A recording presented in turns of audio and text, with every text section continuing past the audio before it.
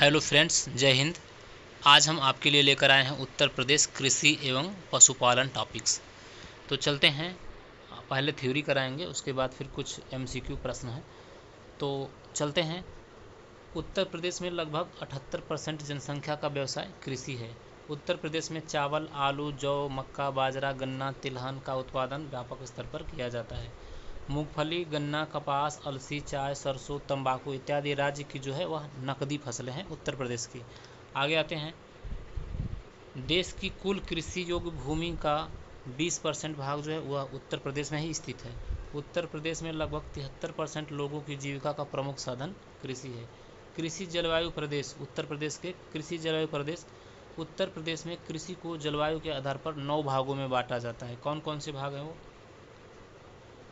भाबर एवं तराई क्षेत्र, पश्चिमी मैदान, मध्य पश्चिमी मैदान, दक्षिण पश्चिमी समशुष्क मैदान, मध्य मैदानी भाग, बुंदेलखंड प्रदेश, उत्तरी पूर्वी मैदान, पूर्वी मैदानी प्रदेश व विंध्य प्रदेश। तो कृषि को जलवायु के आधार पर 9 भागों में बांटा जाता है। आगे आते हैं। उत्तर प्रदेश की फसलें। उत्तर प्रदेश में मुख्य रूप से 3 प्रकार की फसलें पाई जाती हैं: रबी की फसल, खरीफ की फसल और जायद की फसल। आगे आते हैं। उत्तर प्रदेश के कुल कृषि योग्य क्षेत्र के लगभग 24% भाग पर गेहूं की खेती की जाती है। गेहूं उत्पादन में देश में उत्तर प्रदेश का प्रथम स्थान है। उत्तर प्रदेश में सर्वाधिक गेहूं का उत्पादन गोरखपुर जिले में होता है। चना उत्तर प्रदेश की सर्वाधिक उगाई जाने वाली दलहनी फसल है चना। आगे आते हैं। चना का उत्पादन सर्वाधिक कहाँ होता है? हमीरपुर में होता है। सरसों उत्तर प्रदेश की सर्वाधिक उगाई जाने वाली तिलहन की फसल है सरसों। सरसों के उत्पादन में उत्तर प्रदेश का स्थान देश में दूसरा है। उत्तर प्रदेश राज्य का चावल उत्पादन में दूसरा स्थान है। चावल की खेती के लिए चिकनी उपजाऊ या दोमट मिट्टी की आवश्यकता होती है। आगे आते हैं। गन्ना राज्य की सबसे महत्वपूर्ण नकदी या व्यावसायिक फसल है।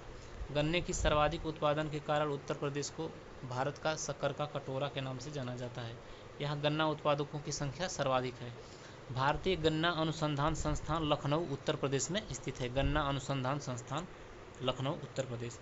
उत्तर प्रदेश में कपास की खेती गंगा जमुना दोआब, रोहिलखंड एवं बुंदेलखंड में सिंचाई के माध्यम से किया जाता है। कपास की खेती उत्तर प्रदेश में। अरहर खरीफ की दलहनी फसल है। इसके लिए बड़ी दोमट मिट्टी उपयुक्त मानी जाती है। उत्तर प्रदेश में मक्का की कृषि वर्षा के सहारे, ये वर्षा होगा, वर्षा के सहारे होती है। भारत में उत्तर प्रदेश का मक्का उत्पादन में तीसरा स्थान है। जायद की फसलों के लिए अधिक ताप की आवश्यकता होती है। जायद की प्रमुख फसलों में तरबूज, खरबूज, ककड़ी, खीरा, लोबिया आदि प्रमुख है। उत्तर प्रदेश में केले का सर्वाधिक उत्पादन वाराणसी, प्रयागराज तथा गोरखपुर में किया जाता है। उत्तर प्रदेश में प्रयागराज, बरेली, अयोध्या जिले में अमरूद का उत्पादन भी बहुत ज़्यादा होता है। उत्तर प्रदेश में उत्पादित आम को नवाब ब्रांड के नाम से प्रचारित किया जाता है। दशहरी आम का व्यापक पैमाने पर निर्यात भी किया जाता है। लखनऊ का दशहरी आम, वाराणसी का लंगड़ा आम बहुत फेमस है, बहुत प्रसिद्ध है।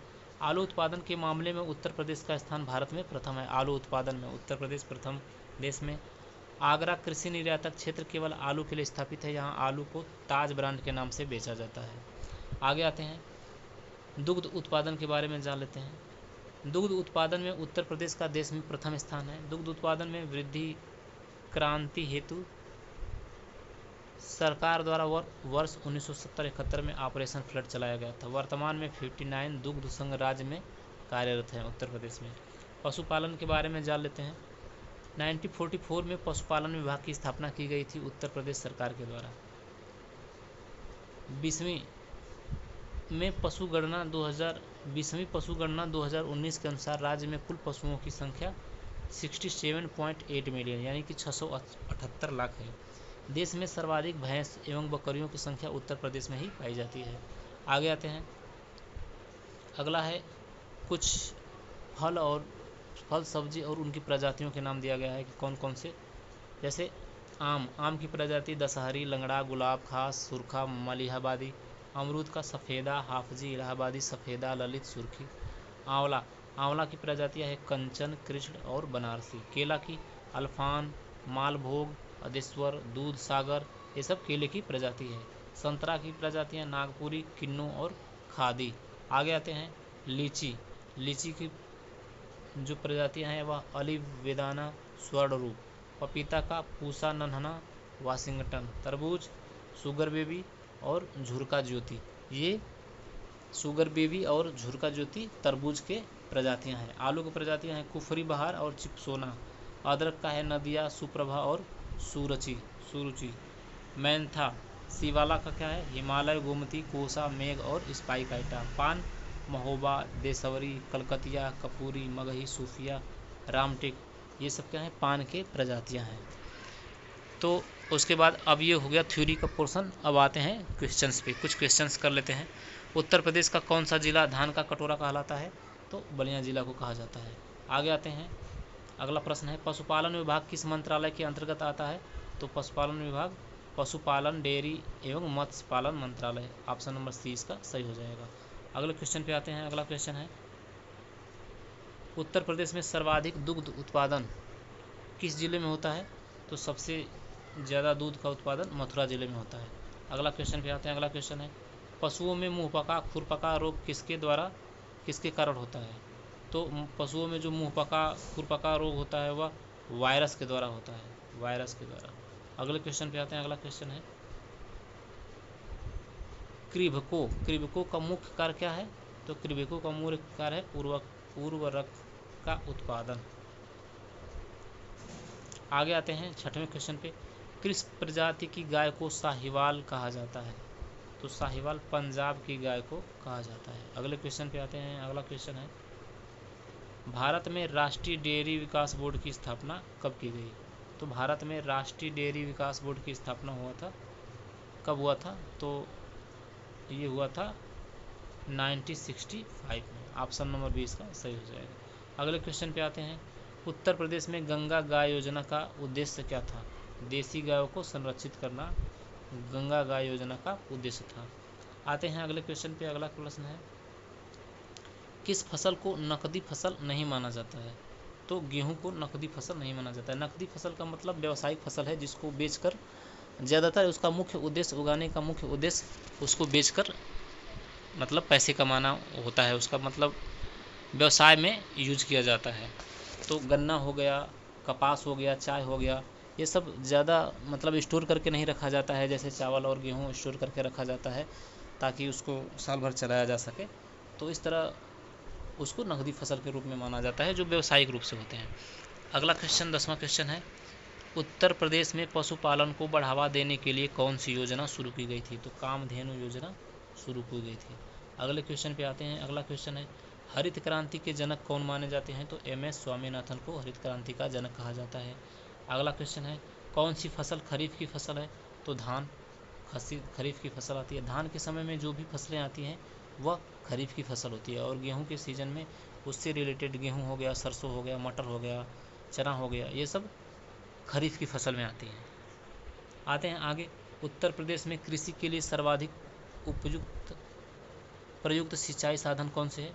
तो कृषि के लिए ट्यूबवेल का ज़्यादा उपयोग किया जाता है। आगे आते हैं नलकूप जिसको कहा जाता है। कौन सा पशु दूध उत्पादन में सर्वाधिक योगदान देता है? तो सर्वाधिक योगदान भैंस का दूध। पशुओं के टीकाकरण हेतु उत्तर प्रदेश सरकार द्वारा कौन सी मोबाइल सेवा शुरू की गई थी? पशु संजीवनी सेवा। अगले क्वेश्चन पे आते हैं डेयरी विकास के लिए प्रसिद्ध ऑपरेशन फ्लड किसके द्वारा शुरू किया गया था? तो वर्गीज कुरियन के द्वारा शुरू किया गया था। अगले क्वेश्चन पे आते हैं। अगला क्वेश्चन है कृषि यंत्रों पर उत्तर प्रदेश में किसानों को सब्सिडी कौन देता है?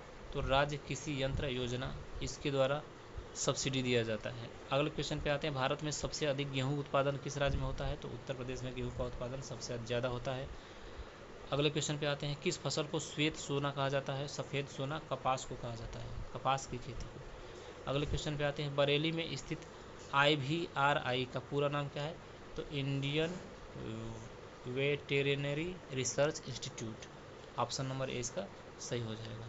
अगले क्वेश्चन पे आते हैं भारत सरकार द्वारा चलाई गई राष्ट्रीय गोकुल मिशन का उद्देश्य क्या है?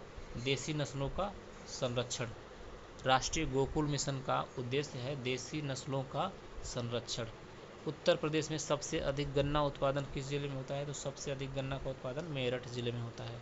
अगले क्वेश्चन पे आते हैं। अगला क्वेश्चन है एक अच्छी दूध देने वाली भैंस प्रतिदिन लगभग कितना लीटर कितना दूध दे सकती है? तो 12 से 15 लीटर दूध दे सकती है। ऑप्शन नंबर सी इसका सही हो जाएगा। रबी की फसल किस महीने में बोई जाती है? तो अक्टूबर नवंबर में रबी की फसल बोई जाती है। आप अंदाज लगा सकते हैं, खरीफ जब धान वान कट जाता है तो उसके बाद फिर अक्टूबर नवंबर में जब धान की कटाई हो जाती है तो उस समय गेहूँ बोया जाता है, रबी की फसल। अगले क्वेश्चन पे आते हैं। उत्तर प्रदेश में किसान कॉल सेंटर का नंबर क्या है? तो किसान कॉल सेंटर 1800-180-1551। इस पर आप फ्री में बात कर सकते हैं और किसी से संबंधित कोई भी जानकारी ले सकते हैं, खेती बाड़ी से संबंधित, फसल में रोग लगा हो इत्यादि। अगले क्वेश्चन पे आते हैं 26वां। डेयरी फार्मिंग में कौन सी नस्ल अधिक दूध देती है? तो मुर्रा भैंस सबसे अधिक दूध देती है। अगले क्वेश्चन में आते हैं। कृषि में जैविक खाद का मुख्य स्रोत क्या है? तो गोबर की खाद जैविक खाद का मुख्य स्रोत है। अगले क्वेश्चन पे आते हैं। कृषि से संबंधित अनुसंधान संस्थान ICAR का मुख्यालय कहाँ है? ICAR का मुख्यालय नई दिल्ली में स्थित है। अगले क्वेश्चन पे आते हैं। अगला क्वेश्चन है, उत्तर प्रदेश सरकार द्वारा चलाई जाने वाली किसान कर्ज राहत योजना का उद्देश्य क्या है? किसान कर्ज राहत योजना, किसानों का ऋण माफ़ करना किसान कर्ज राहत योजना का मुख्य उद्देश्य है। अगले क्वेश्चन पे आते हैं, 30वां क्वेश्चन और आज का लास्ट प्रश्न है ये। उत्तर प्रदेश में पशुओं की संख्या के हिसाब से सबसे बड़ा जिला कौन सा है?